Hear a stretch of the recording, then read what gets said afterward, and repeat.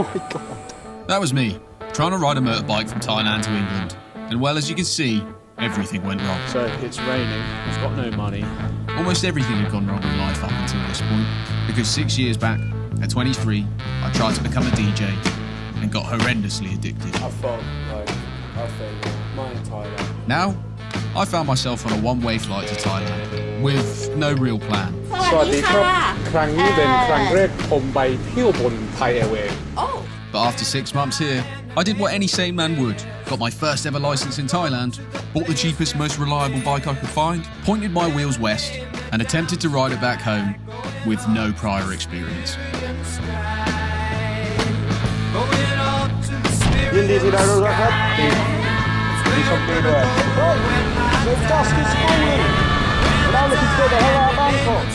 My original plan was simple in theory. Ride west through India, Pakistan, Central Asia, and eventually get to Europe. But getting out of Southeast Asia wasn't so simple. So we just had our first accident.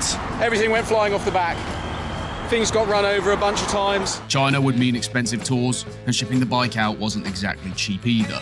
And truthfully, I wasn't ready to leave just yet. I'd spent months falling in love with this part of the world. So before turning west for home, I decided to head deeper into Southeast Asia, towards the jungles of Laos.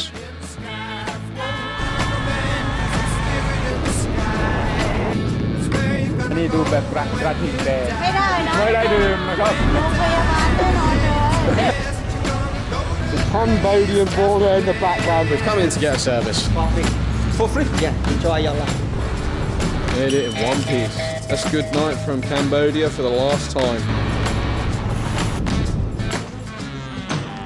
Cannot let your vehicle to entry to Laos.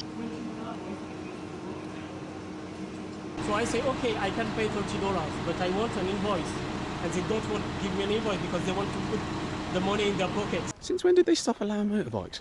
Okay, so I just went to Laos, and apparently there's a new law where you have to pay $70, well, almost over $100 to get into Laos. I'm skeptical, to say the least. Only 6 days in, and we just hit a hurdle. I hadn't foreseen corrupt borders. It was either a sneaky $100 charge, or back the entire way I came for border roulette. This is where the problems would amplify. My wallet's fallen out of my pocket. So it's raining, I've got no money, there's nowhere near to stay, and I'm kind of looking for a camping spot right now. I'm stunned, man. I have actually lost my wallet. It's gone on the road. I don't have a driving license anymore. I don't have my cards. I lost $100. I didn't. But for them to give that to me, man, I feel like crying. That is so generous of them. Well, there I was, a week into the trip, feeling stupid, unprepared, and wishing I'd paid the $100. I now had to drive back the entire way I came to get a new license. But that was just the first hurdle. If the border we just came from was corrupt and rejected me, how are we going to get across the next one?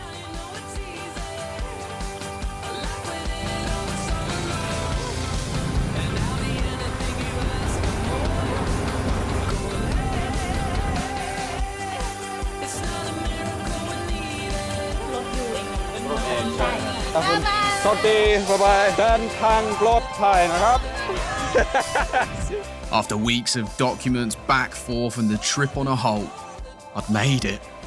Yes, brother! And well, that $100 to cross the border seemed to only be $2.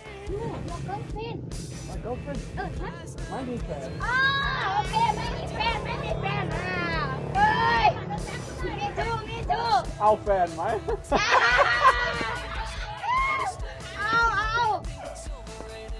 Look how big he is. Oh my God, we're in Laos. Yes. I made it to Paksay that night with an unsettling amount of confidence. At the time, I thought losing the wallet and the borders were the problem. Well, I might have underestimated what was on the other side of the border. Alright, so it's about 9:20. We're just about to head off on our journey on the road. Today, we're heading to coordinates. Ooh, mysterious. And you'll find out why in a moment. So, set off. From Paksay, the goal was simple. 2,400 kilometers from southern to northern Laos through challenging jungle roads. I'd become fascinated by Laos because of one thing: its secret CIA bases that were used to train mountain people called the Hmong to attack the Ho Chi Minh Trail. And to find them deep in the jungle, it wouldn't be easy. สะพานหมดแล้ว ใส่จักรยานบนเรือ Over 250 million cluster bombs were dropped here to disarm the Ho Chi Minh Trail. 30% of those are still unexploded, and we were now driving into territory where they were still unexploded. Bad idea. Bad idea. The main goal of this trip was to reach a place dubbed as the most secret place on Earth, one of the world's busiest airfields at the time no one knew about. And on the way, from south to north, we would see things that were far more fascinating than I had ever hoped to uncover. Oh my god!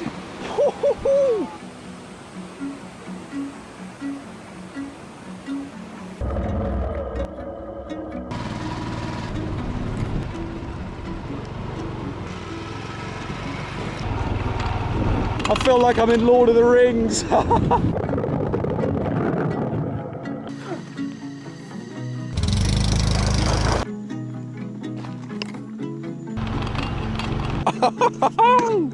Oh my god! In the middle of the jungle just here. ราคาฝรั่งใช่ไหมครับ Oh my god. เอ้ยตายอ่ะ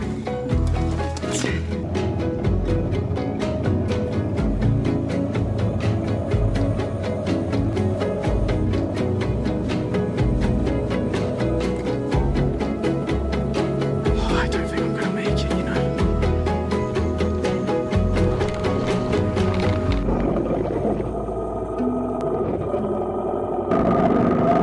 I was now in the most notorious country for roads in the midst of monsoon, and I'd never ridden a bike off-road before.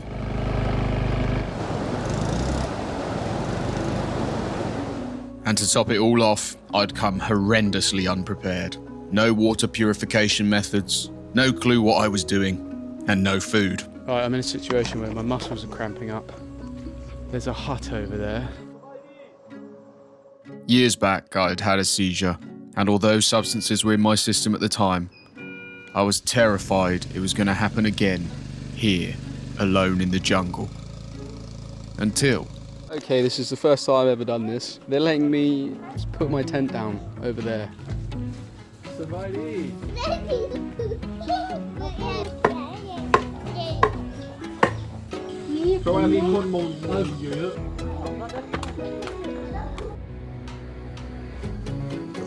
Check out that morning view, eh? Bloody hell.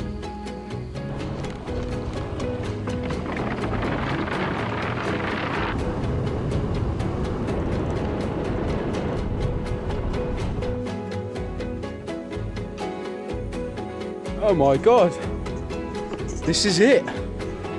The former airfield, the most secret place on Earth. Over 40,000 people used to live here. Today, only 9,000 people remain.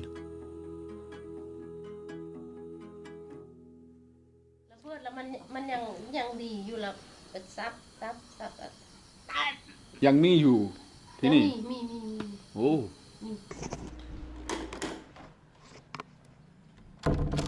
ขอบใจอะไรยินดีที่ได้รู้จัก โอ้ที่ไปแล้ววะ โชคดี เอาเข้าใจ เดิ เด้ น อ ทางปลอดภัยเด้อ เดินทางปลอดภัยคอยไป ให้ฮ เด้ อ อ ดพุทธสวรรค์เด้อมื้อนี้เด้อ ฮอดคนสวัสดิ์นะโทรมาบอกเมย์นะเด้อ บอกแม่ I'd made it through Laos in monsoon, and I was somehow unharmed. But as I'd been riding on dirt track for over a month now, Look at this. crossing the border bridge that separates the two countries, I'd forgotten some pretty simple lessons. And although I'd almost experienced death here, it was now in my plan to visit a place called Death Railway before continuing into the deep south to cross into Malaysia. I'd planned to meet with a cargo boat that would take me past the war zone of Myanmar, but there was just a little itty-bitty problem. I'd been told that these provinces still see many bomb attacks in an insurgency that has lasted over 2 decades. Thailand? Really? I guess there was only one way to find out.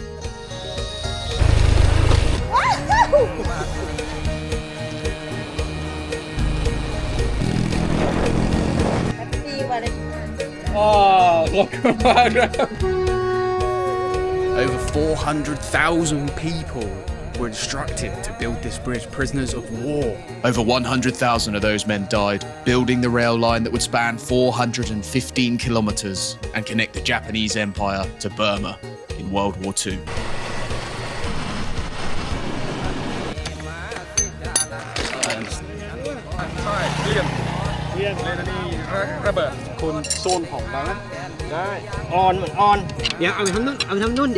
Well, again, I've tried to do it myself and I can't in Asia. Welcome back up, top D now.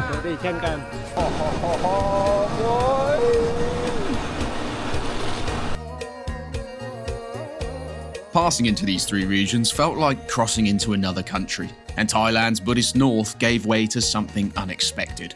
Mosques, Islamic dress, military checkpoints and wanted posters. A stark difference to the Thailand I knew and loved. But amongst it all, a quiet beauty in the hills and some of the friendliest people I'd met.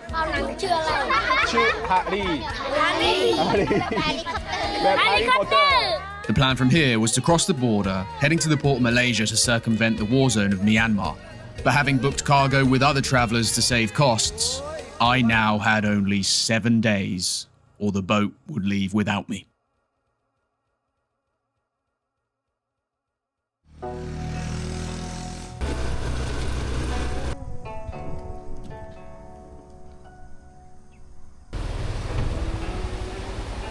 Whoa.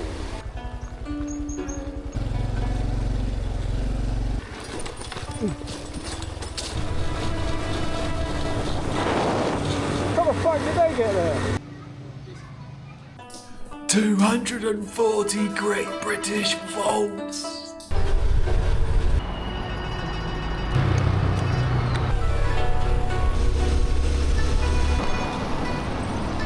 It's from Thailand, yes. Hey, lucky number ong ong. Ong ong, lottery. Ủa lại á, có điện.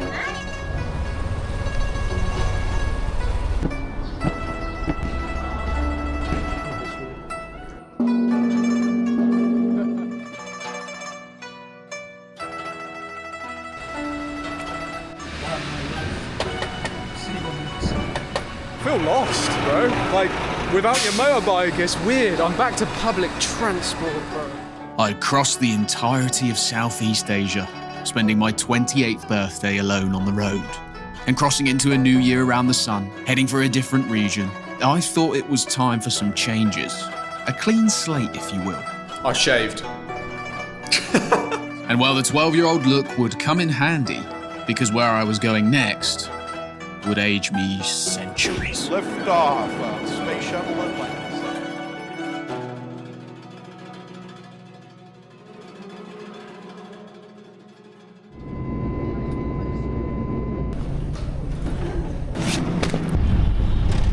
It's 360. 360, you change? Night service.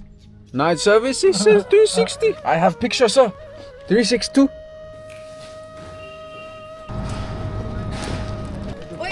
Hello, how are you? Oh my god, it made it. It made it. Hey, we're off, boys. Oh, it's good to be back.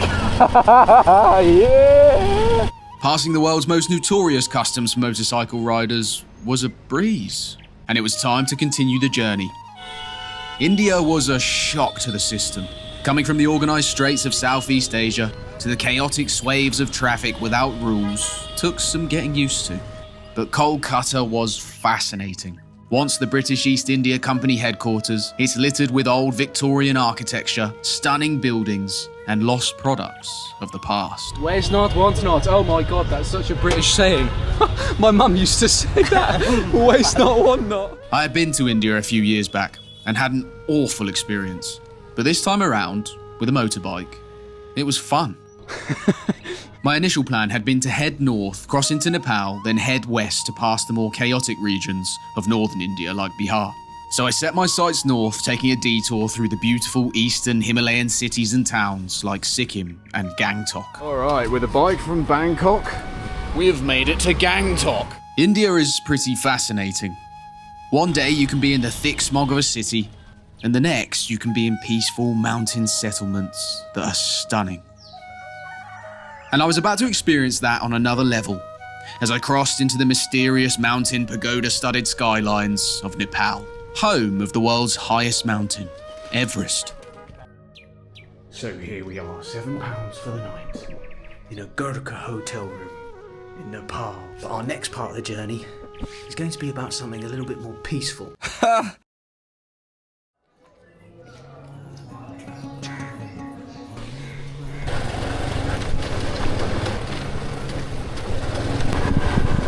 Fuck, bro. Nepal, it's New Year today. Happy New Year. Nepali New Year? Yeah. It is? Yeah. Happy New Year, bro. Happy New Year, brother. What's going on with this bike? Just 100 meters of bridge and border separates utter chaos with pure peace. And in my mind, it made a lot of sense, because it is the birthplace of one of the most peaceful men to ever exist, Buddha. I spent a few weeks in Nepal, drank local wine, celebrated New Year, got lessons with the famed kukri knife, and set my sights north to visit what is known as heaven on earth.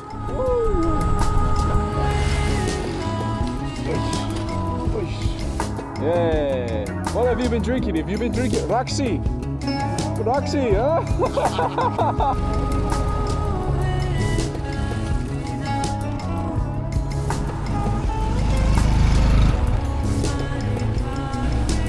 It looks like it's on a screen.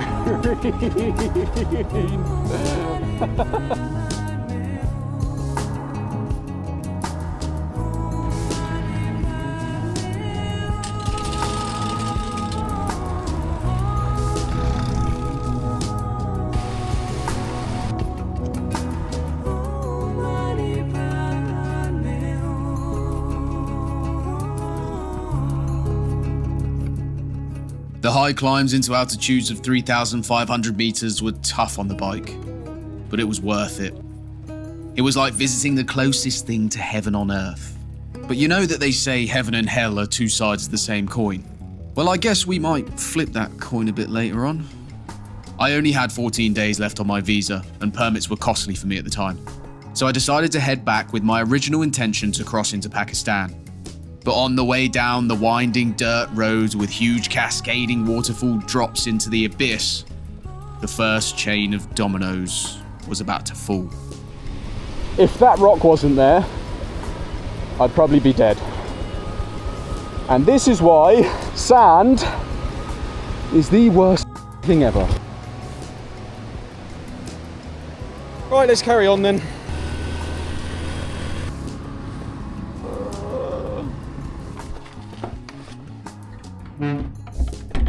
Delhi has now closed its main border Amidst the horror that happened with Pakistan in response to the attack. That morning I woke up to some tragic news. 26 people had been killed in Kashmir, and on the day I was heading for the Pakistan border, it had now been closed. My only land route home was now shut. What do we say in Buddhism? Sadhu, sadhu, sadhu. Sadhu, sadhu, sadhu. But I couldn't take that for an answer. I needed to get across this border or the trip was done. So I raced it for the Pakistan border, where things would get worse. Yeah, and things like that. What is the situation?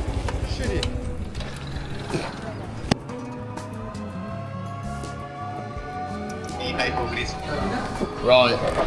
So you're telling me to leave Amritsar? Yeah. As soon as possible. Oh wow, they've even turned off the Golden Temple lights. That's insane. That's usually lit up in all its glory. Right now, is a blackout happening? Yeah, this is just like a trial. My trip is not important right now. This situation is far bigger than my trip and people are dying.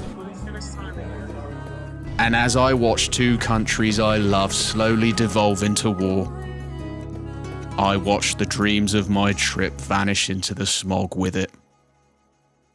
I need to get out of here. Fireballs in the sky last night, apparently. It was looking like this trip was about to be done, and things couldn't get any more hectic. For now, it was in my best interest to get out of the danger zone so I could think clearly about my situation. And although the scenario I was in was nightmarish, I would be in for some big surprises. I stopped by a town to meet someone who I didn't really know well at the time, but a fellow rider who I'd met earlier in the trip, who I now consider a good friend. My name is Gaurav. And here, through all the chaos, despite his own town going through blackouts and wars, he did something I could have never expected and gifted me a $400 motorcycle helmet for the continuation of my trip. An insanely selfless gift that was about to soften the blow of what was about to happen. I drove to Delhi to stay with a friend for a few days, Vineet. He hosted me, took me around, and while I was out one day, gave me an astonishing phone call. Got a call from my friend. I parked my bike outside of his cafe. Apparently it's a police matter because it's got a Thai plate and they think it's a... It's not funny, but it's kind of funny. Stop the video if you can and just cooperate with me. Just come here. Okay. Everybody thought it was a... They really thought it was a... The bomb squad had been called on my bike. I had to chat with police for a few hours, and after we drank mojitos, there was no way things could get crazier than this. Or was there? I didn't know at this point, but all I knew is I needed to escape the danger. So I rushed for Jaipur, where I would undertake something truly transformative.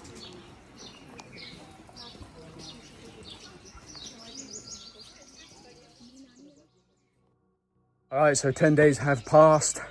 I have finished a 10-day Vipassana again. Now again starts the journey. I had found peace amongst utter chaos, and I was learning to let things pass. But I still wasn't ready to give up on Pakistan.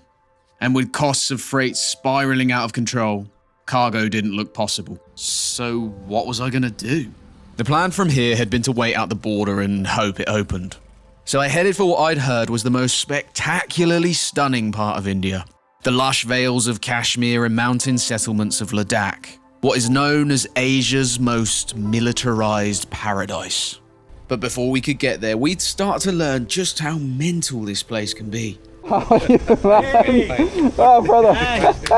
Proper planning prevents poor performance. One moment you're riding along, the next you meet someone, and then you've somehow ended up with a tour of a can factory. What an insane little side quest we've gone on.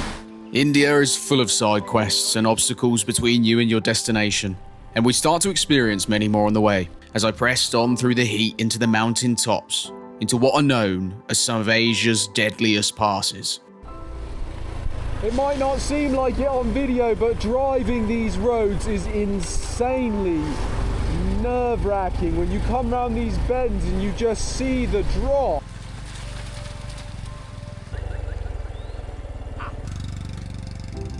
Hi, Brother, how are you? I like your ring. Fine. Yeah. Your ring's awesome, dude. Your chain as well. You look very cool. You look very cool. Yeah.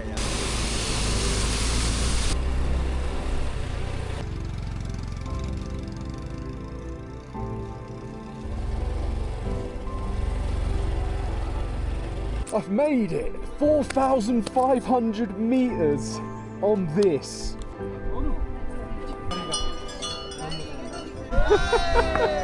Hello, boys. How are you? Yo.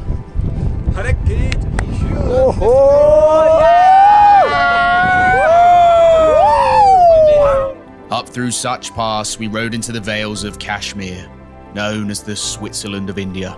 From ice-capped mountains to lush green valleys, all in a matter of days.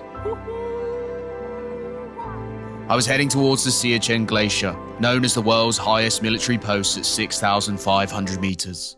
The only army in the world to have troops so high. Through the rugged valleys and over the world's highest motorable pass, the little 125 struggled, but made it through terrain that those expensive adventure bikes would have struggled with. Just gonna have to do the whole thing in first gear. A little bit more pushing. But as I distracted myself in the mountains, it was becoming clear that the borders were not going to open, and I was starting to realize that I might have to course correct.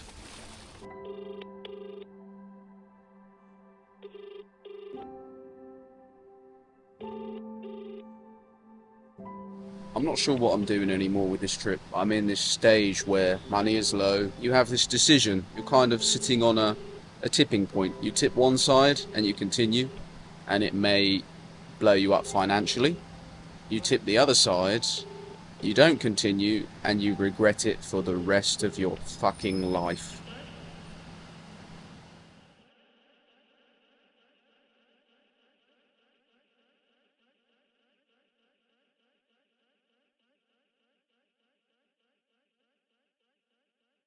I now had to do the one thing I was trying to avoid the most and shell out for expensive cargo. If I still wanted to ride home, my only option left was rerouting through the Middle East.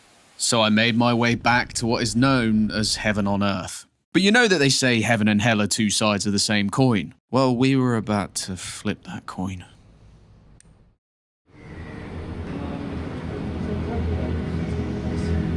I cannot believe we're through! The golden gates of the stupa of Nepal! We're about an hour away from Kathmandu. Oh, this drive's been wonderful. Sorry, what? 20 people got shot. Not a quad. Good God. Oh, rocks. They directly to the head, yeah.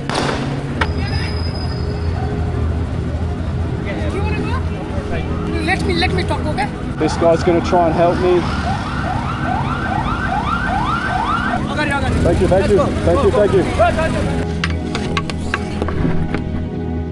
Guys, this morning I've been given the location of where these protests are. I'd be lying to you if I said I wasn't scared.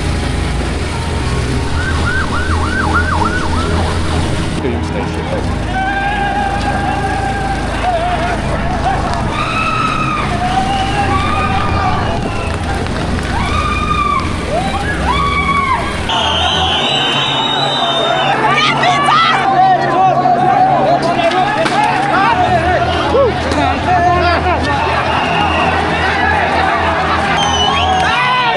Dangerous real soon. The government is very corrupt because they killed 20 people yesterday.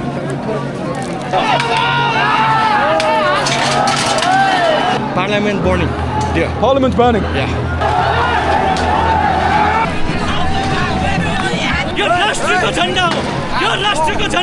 I cannot believe my eyes right now. The whole building is burned through. What the fuck am I witnessing right now? Fuck politician, fuck Gabioli.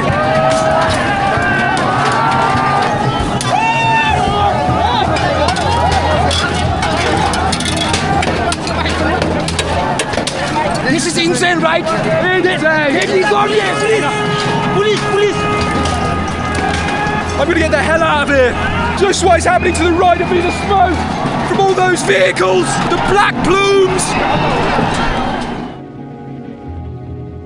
Travel vlogger Harry, whose account across social media is "We hate the cold," landed in the middle of a revolution and found himself right in the middle of the story.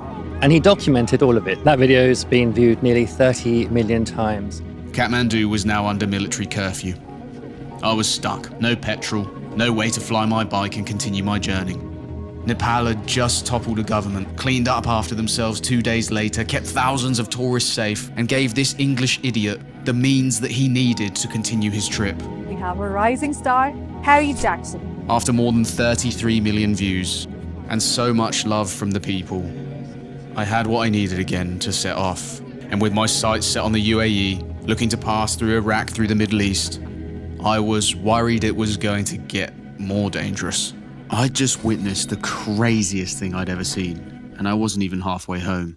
But what I didn't realize is that I was about to meet the other side of that story.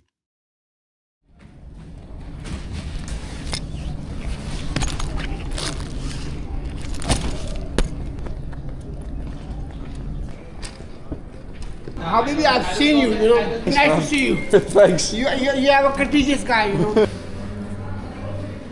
I was in Dubai, the land of the riches. Or so I thought. I was about to see a very different side and explore this place in some very unorthodox ways. If they get you in a camera, they prison you. I checked into a stupidly expensive hotel, looked at my budget and realised that if I hadn't accidentally become famous in Nepal, I really wouldn't have made this trip. And after witnessing the crazy riches of this place, I wanted to see the other side. So I went to one place that no tourist dares. Welcome to Sonapur, a labour camp that hosts up to 500,000 South Asian migrant workers who built the very city that we're in today and who are still currently building it. Now, this camp behind me is a place where I could get potentially detained for filming. We're going to try and get in one of these places, and I don't really know how. So, how the hell was I going to get in? How are you doing? This is the one room, and here is the washroom. A small room with a tiny kitchen in a dusty town on the outskirts, far, far away from all the luxury. Many who come here consider this a better option than home. Good future, your responsibility, like everything, whatever you have a family like that. I was starting to feel really lucky to be on this huge motorcycle trip. For a large percentage, something like this will always remain a dream. And with that thought, it was time to continue my dream. Up through the UAE states into the vast empty deserts of Saudi, into Kuwait, where I'd have to prepare for the first level 4 travel advisory country I'd ever visited. If I wanted to continue overland to Europe, this was now the only route left. on the 2nd of August 1990, Iraq would invade Kuwait, taking the country in 2 days in one of the fastest modern military invasions in human history. An invasion that would be the catalyst to start a 2-decade-long war in a country that I have known my entire life for one thing and one thing only: war. With each new country and continent, I was breaking down stereotypes, assumptions, and becoming more human. But was Iraq going to be different? And would I push it too far here?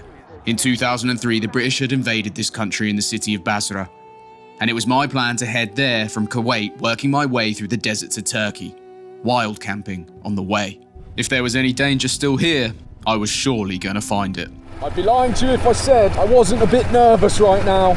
We are now crossing into level 4 territory. That is the border we have just crossed. It's been probably about 2 or 3 hours.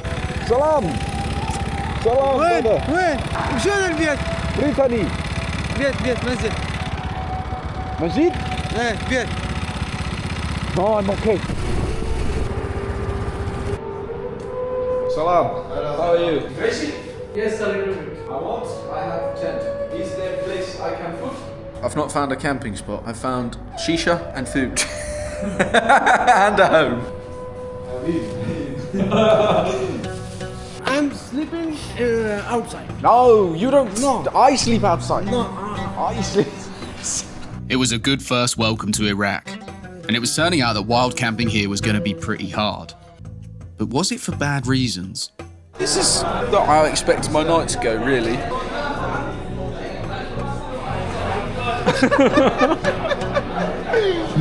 Tip came up. Thank you. It was starting to dawn on me that the nerves and anxiety were often all made up. I was in the most dangerous country I'd ever been in, after all, and the first interactions I'd had offered food, shisha, and a place to sleep. Well, this is my room for the night. It was shocking. And even more shocking was the fact that I'd also arrived on the night of elections and protests in Basra. It was seeming everywhere I went, there was chaos. But deep amongst it all, there was always a healthy serving of kindness to balance it out.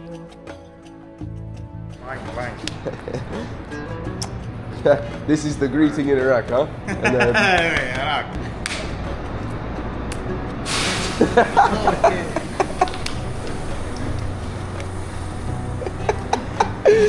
This car. How old? 14.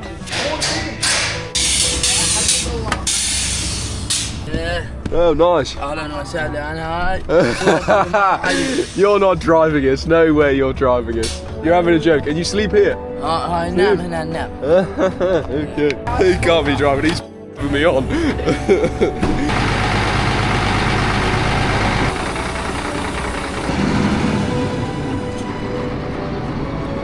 Holy, he's actually 14? Yeah. I thought you were joking.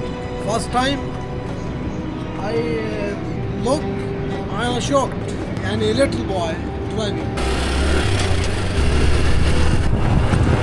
That kid back there told me I wish I was born in the UK.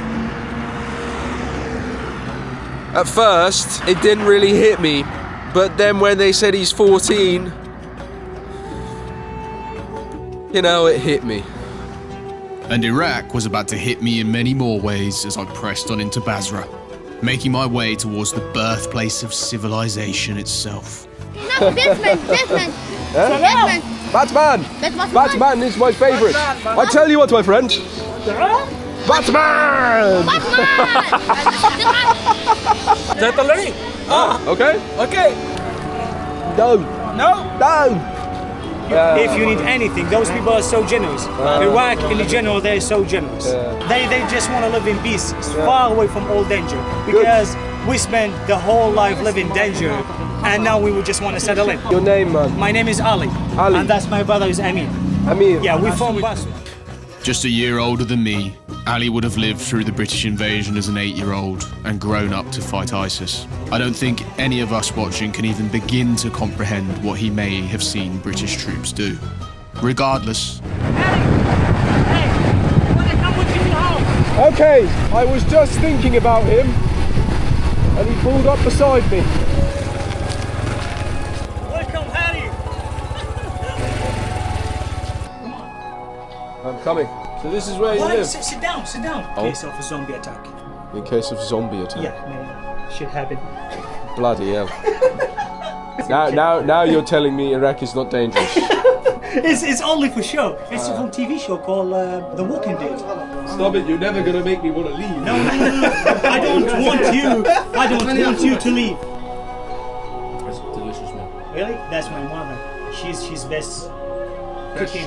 Yeah. I love it. I love it. I've got very sidetracked from what was my original goal, but that's usually when I make the best stuff, and everything is just shattering my experience right now. Was it all going to be like this? There were more dangerous areas coming up that I'd heard were still completely destroyed from the relentless bombing campaigns and firefights. Would attitudes and opinions to foreigners there still be the same? I would have to put that thought on hold as I pressed on, out of the city into the hot, empty deserts of Iraq, where amongst all of the dust is something so well hidden it's almost been forgotten. Hello, my friend. Hello. How are you? Passport. Giving me some bread, some cheese, and a tea.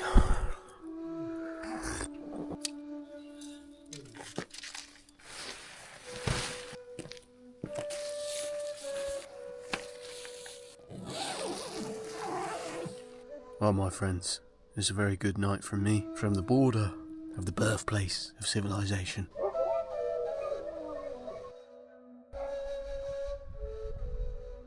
Here lies the ancient capital of Mesopotamia, Uruk, a 7,000-year-old city that is known to the world as the cradle of civilization, where humanity's earliest inventions, like writing, the wheel, and the 60-minute timekeeping system emerged in this region. Thousands of years later, power in Mesopotamia would shift north to a city called Babylon, where an ancient empire would crumble to ashes, and where an abandoned palace sits atop a hill, rotting away, off limits to the public. If you need help, no problem. Are you? Really? Yes. Thank you so much. Welcome. Camping in the old palace gardens. I think I might change my plan. Now, Saddam left a lot of scars behind in this country. He also left a lot of luxurious resorts, and one of the palaces that he left stands behind me atop that hill. Unfortunately, it looks like it's closed. You walk a little bit of a way, and there's a hole. There's apparently a police checkpoint there. Oh my god. I want to talk, but I know there's 2 security guards. I checked it out on my phone.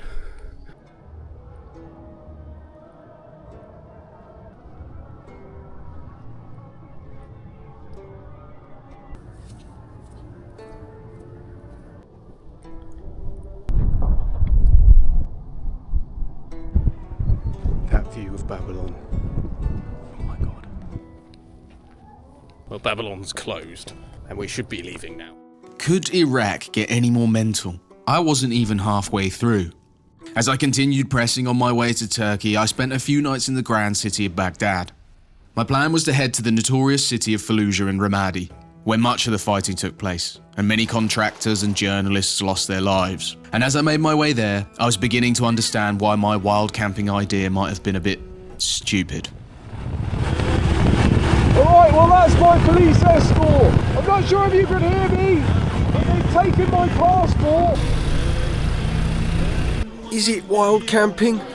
I guess you could kind of call this wild camping. And they're keeping my passport until tomorrow so I don't leave. والله خليك هنا على رؤوسنا والله العظيم هناك تخييم حلو. اوكي هنا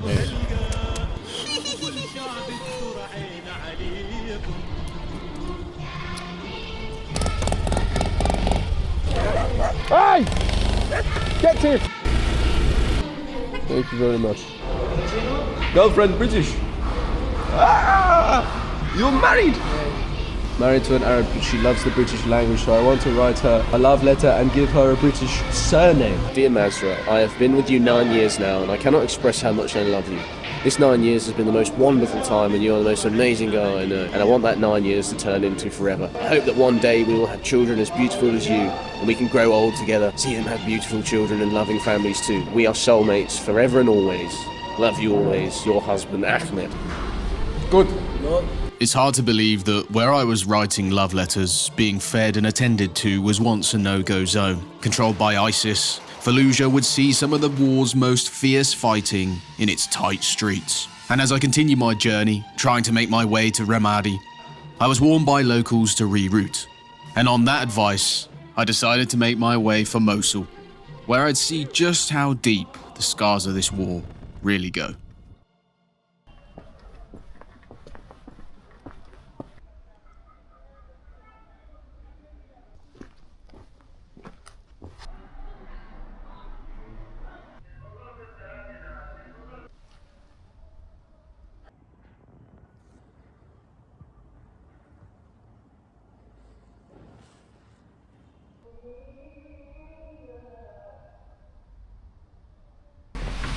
Salam. What is it? Is this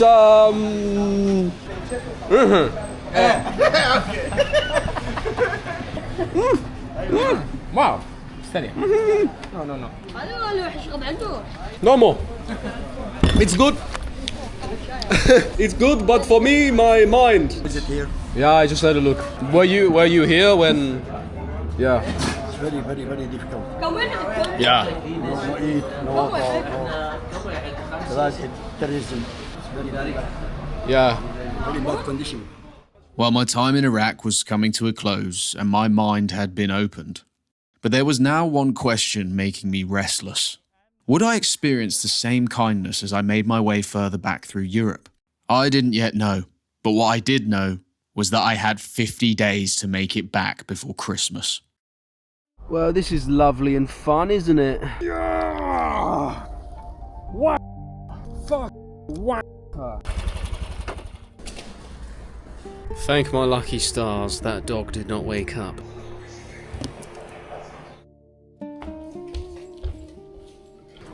Thank you so much. See you. Turkey was quite the spectacle. I passed through beautiful countryside, mountain ranges, and found out where Batman lives. And among it all, yet again would be met with some of the most amazing, friendly people. Okay. Night called tea. You need tea? Do you have tea? Yes. Oh, brother, thank you so much. No problem. Did you make this now? Yes, eat. You've brought me some tea, lads.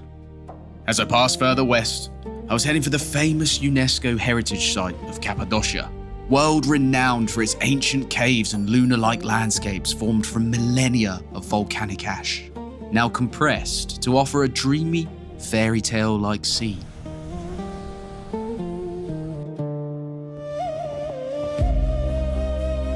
But with the beauty came the problems. The bike was starting to show the past 35,000 kilometers of wear it had, but luckily we were in Turkey and friendly locals helped me and even filled my tank for the next ride. Pay for it. Free of charge. See you. Thank you. Nice.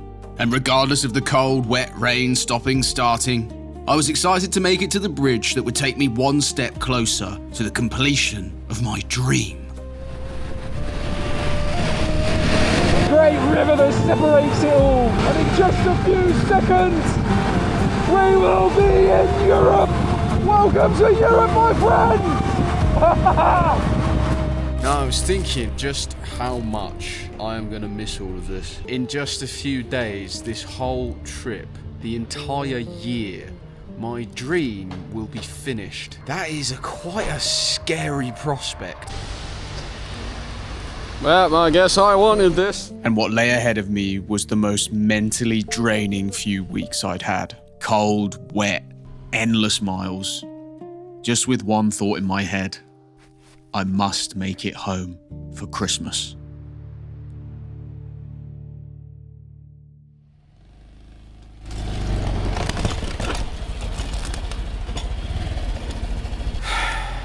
We're only 400 kilometers from home, and I don't think we're going to make it. Ah. That's gone. I don't know what I'm going to do. That could have come off anywhere. You are a legend. Thank you so much. Euros. How many euros? Nothing. Are you sure? My friend, thank you so much.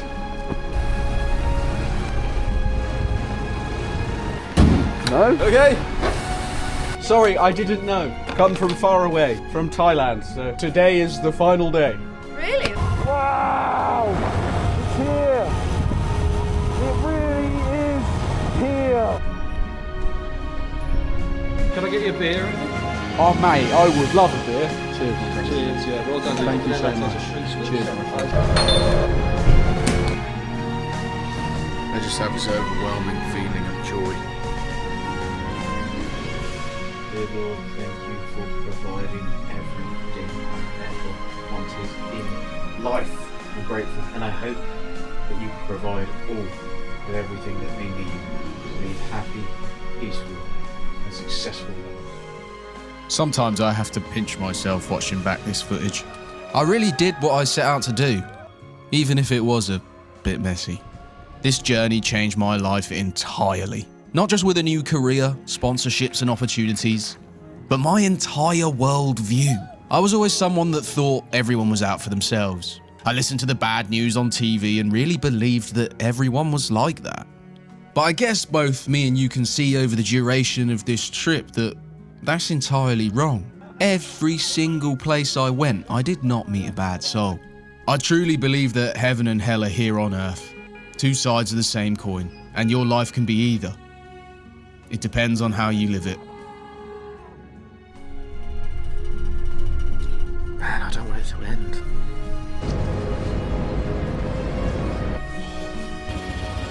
Well-travelled passport, sir. Yep, come all the way from Thailand. I'll park it over there. Hello. Lovely to see you. How are you? Is she? Yeah, good. No. You look dirty. Rosie!